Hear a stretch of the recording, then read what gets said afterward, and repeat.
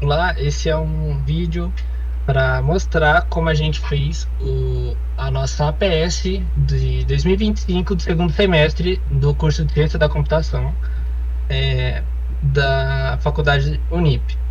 A gente tinha como objetivo fazer um sistema de gerenciamento onde a gente cadastrasse e gerenciasse e também tivesse um histórico de acesso para poder manusear a entrada e a saída de funcionários de um sistema. Eu vou falar a parte aqui do código e os demais integrantes vão falar tanto a parte da interface do aplicativo quanto a parte escrita do relatório, no caso. Aqui a gente tem um login, uma página, e nessa página a gente consegue ver alguns imports que foi necessário para poder utilizar, tanto na navegação entre páginas, quanto na importação de bibliotecas externas do Python. Aqui a gente tem do próprio Custom Tkinter a sua utilização, como está feito sua interface, algumas funções voltadas à verificação do próprio do sistema, que depois a gente vai mostrar. E aqui a gente tem uma parte de hash da segurança. A gente vai mostrar aqui como que ele vai fazer a criptografia da senha e testar se realmente está funcionando. E está armazenado aqui no nosso arquivo JSON que a gente optou fazer. A gente também podia fazer como CSV ou SQLite. E a gente optou por fazer por JSON. E aqui tem todos os registros. Aqui, como dá para ver, tem uma senha em hash e um salt, que é para não ter senhas repetidas caso algum funcionário tenha alguma senha igual. E aqui no login, a gente continuando, toda essa a parte do hash. Aí aqui a gente tem as partes dos botões e os enters, que é a parte de inserir dados. Aqui é a parte da senha. Aqui é a parte do label mostrando o campo, né? Para cadastrar, né? Colocar a senha no caso. E o usuário que foi cadastrado. E aqui a gente tem um rodapé, só para demonstrar, né? Assim, algo diferente. E esse appmain loop é para poder iniciar o aplicativo quando eu executo. No caso.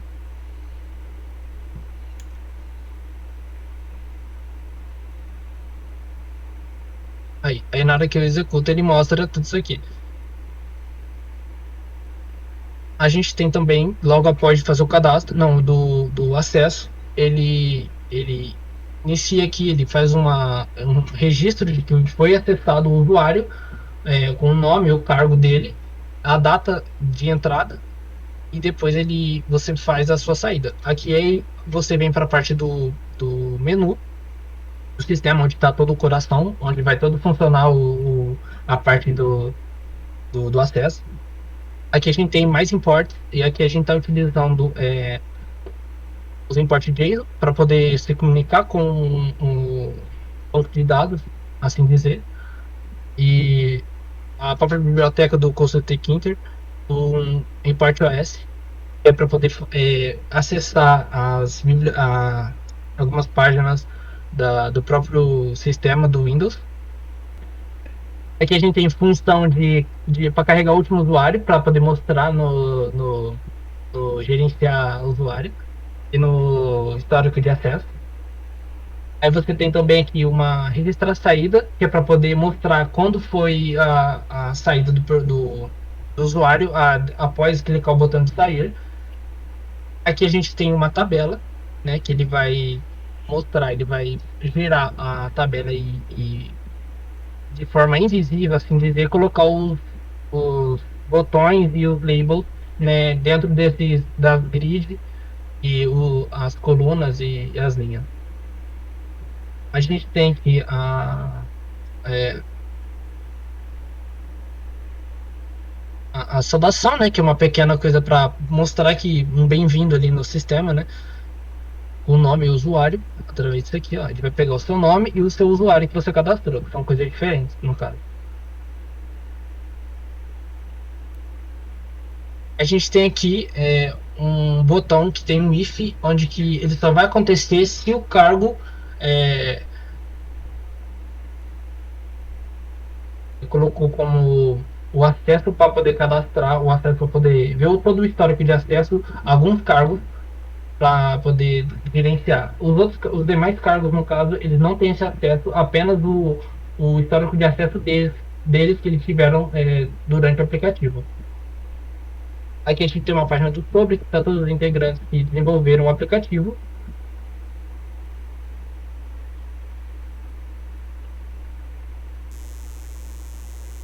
E aqui a gente tem uma pasta que chama cadastro, onde está toda a funcionalidade para poder cadastrar o usuário e para poder registrar e o histórico de acesso.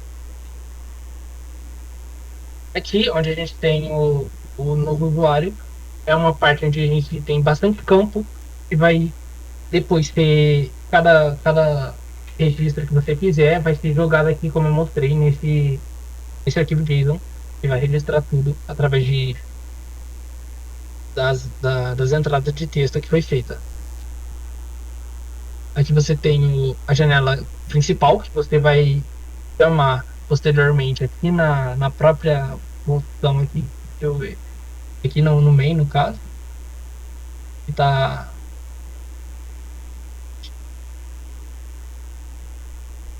aqui, nessa janela cadastro. Você vai chamar essa função de novo usuário dentro através desse comando aqui do botão. E quem tem acesso é apenas se não me engano, o gerente, o operador de TI e a gestão.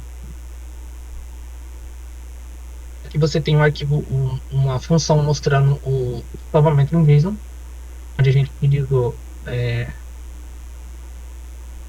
a parte para a gente poder ler um if para poder testar se os IDs, né? Aí tem a função de salvar dados, onde a gente vai pegar cada dado que foi inserido e depois salvar no arquivo JSON através aqui da função. Aí aqui a gente tem toda uma parte para ver se foi preenchido o campo, né? Todos os campos, no caso, para não poder ficar nada em branco. Aqui a parte do JSON, ele recebe os dados, depois manda para o arquivo. Aí aqui entra a parte da estilização, onde a gente tem os labels e os entries de dados. E aqui a gente tem o nome, o usuário, o e-mail, telefone, a data de nascimento, CPF, o CEP e o cargo, né, da pessoa. Que aqui a gente optou por selecionar somente esses cargos aqui. E também temos a senha. E aqui é a mesma coisa que a gente tem na página de login e do menu. E aqui a gente também utiliza uma tabela para poder deixar alinhado do label e as entradas de texto. Aqui a gente tem o histórico de acesso, onde ele vai comunicar com esse arquivo JSON de acesso, onde ele vai mostrar tudo que foi feito, né? Todo o registro, tudo que aconteceu. A gente tem então a função principal, que é janela histórico acesso. E aqui a gente tem toda a codificação mostrando o que cada coisa aqui vai fazer, o que eles vão realizar. A sua saída e sua entrada. Caso não tenha nenhum acesso, nenhum registro, ele vai dizer que não tem nada. Porque caso o aplicativo seja todo apagado, essa função aqui, se a gente apagar tudo isso aqui, ele vai mostrar que não tem nada lá por conta que nenhum registro foi feito. A mesma coisa que acontece. E aqui a gente tem a formatação. Essa formatação, ela está voltada ao novo usuário. Nesta parte aqui, onde a gente tem os campos de entradas, aqui ó, formatação, formatar CEP, CPF, tudo isso aqui a gente está utilizando dessa página aqui de formatação. E aqui a gente tem toda a parte de para poder formatar o CPF, o CEP, e de uma forma em tempo real, que você escreve, ele já vai formatando. Assim, a gente vai mostrar depois, posteriormente, como funciona essa formatação. Mas isso aqui é tudo a parte de verificação e da formatação. Como eu mostrei, né, a formatação aqui é de data, e-mail, senha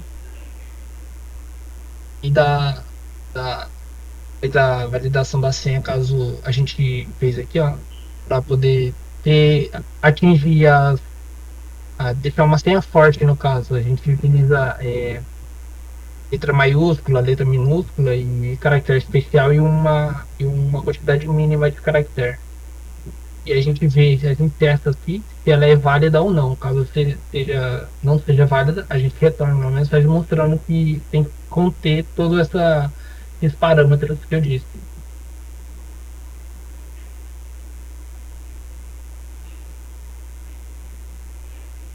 E bom, nessa parte é isso do nosso acesso, né, do nosso registro de usuário. É o que a gente tem aqui para poder cadastrar. E aqui a gente vai ter o que eu mostrei mesmo, né? O que ficou por aqui. E, e assim é o nosso sistema funcionando. A gente vai mostrar depois como funciona e a nossa parte, nossa documentação, relatório sobre todo o documento, todo o código do trabalho.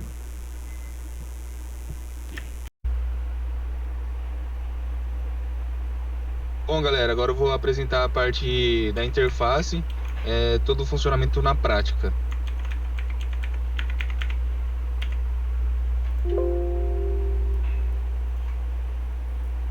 Ao entrar na interface, a gente tem 4 botões, certo? E o primeiro é para gerenciar usuários. Aqui a gente consegue ver todo mundo que tem acesso e gerenciar e ver quais são as pessoas, o cargo e o nome. E agora também a gente também tem o histórico de acessos, que é o nome, o cargo e o horário que a pessoa entra e a saída. No caso, o primeiro que está com os traços é que a pessoa ainda não saiu. Aí assim que ela sair, já vai ser registrado no sistema.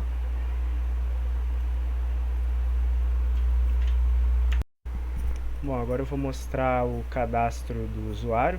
Eu vou cadastrar o usuário, entrar e sair do sistema para aparecer a data de entrada e a data de saída dele, junto com o nome e o usuário aqui e o cargo dele. Então agora eu vou criar vou colocar um nome de um usuário aqui, vou colocar um nome qualquer aqui, Pedro, vou colocar. O e-mail, vou colocar pedro@gmail. Aqui precisa ter o @gmail, se não tiver o @gmail ele vai dar como um campo inválido. Vou colocar uma data de aniversário qualquer aqui. O CPF, vou colocar um CPF de exemplo, então vou colocar um CPF qualquer também. Ele vai já formatar como um número de CPF, formatando de cada 3 coloca um ponto e no final um tracinho, os 2 números. O CEP vai fazer a mesma coisa, vou colocar um de exemplo, e ele vai formatar aqui como um CEP mesmo. O usuário vai ser o que a gente vai usar para logar, então eu vou colocar aqui Pedro. Telefone ele vai vir formatado também, mas eu vou colocar qualquer um de exemplo aqui, ó, 12, 3. Aí, ó, vem formatado. A senha tem que ser uma senha forte, como já foi explicado no código, ela tem que ter uma letra maiúscula, minúscula, um símbolo e um número. Então eu vou colocar aqui uma senha forte, vou confirmar a senha.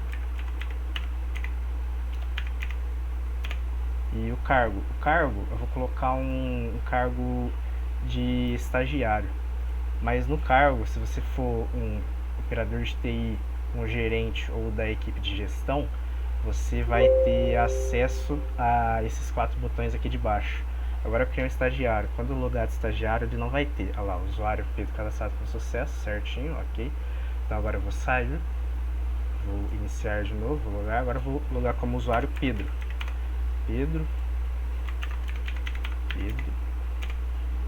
Olha lá, bem-vindo Pedro. Ele entrou. Como eu dito antes, não aparece aqueles 4 botões, porque aqui como aqui diz, apenas gerente, gestão e operador de TI podem gerenciar os usuários. Então aqui a gente vai aparecer só o histórico do nosso usuário, com a entrada e a saída ainda não apareceu porque ele está dentro do sistema, ou seja, ele não saiu. Então aqui, quando a gente sair e logar de novo, agora eu vou logar como usuário gerente, né? Quando a gente loga como gerente,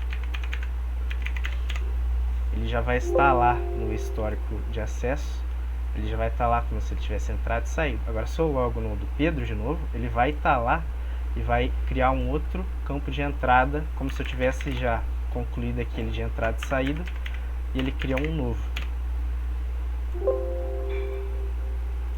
Olha lá, aí ele já fez aquele, ele entrou e saiu, agora ele entrou de novo no sistema e está com a saída aberta ainda, porque ele ainda não saiu do sistema. Então aqui também nesse selecione, a gente tem o nosso sobre, que seria como, por quem ele foi desenvolvido, apenas um sobre mesmo normal, aplicativo desenvolvido por, aí coloca os integrantes do grupo aqui, o João, o Matheus, o Rian, o Pedro e o Vitor, e a nossa parte do sistema funcionante seria essa. Meu nome é Rian Cardoso e eu vou estar passando brevemente sobre os tópicos da parte escrita da nossa PS, começando pelo objetivo do trabalho. A ideia principal foi criar um sistema de gerenciamento completo, com login, cadastro e controle de acessos, e a gente quis aplicar tudo que a gente aprendeu sobre programação, segurança de dados, estruturação de código em projeto real usando Python e interface gráfica. O segundo que vem é a introdução. Nessa parte da introdução, eu expliquei o contexto do projeto, a importância de ter sistemas bem organizados e seguros hoje em dia.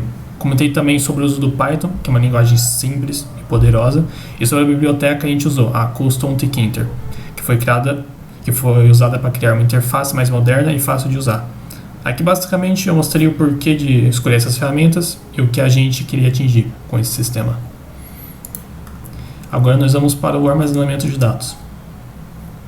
Aqui eu falei um pouco sobre como esses dados são armazenados. A gente usou o formato JSON para salvar as informações dos usuários e os registros de acesso. Escolhemos o JSON porque ele é leve, fácil de manipular e dá para abrir em qualquer editor. Então ele acaba sendo uma ótima opção para projetos menores, sem precisar montar um banco de dados gigante. Aqui a gente fala sobre seguranças e boas práticas. Então, nessa parte eu comentei sobre a segurança do sistema.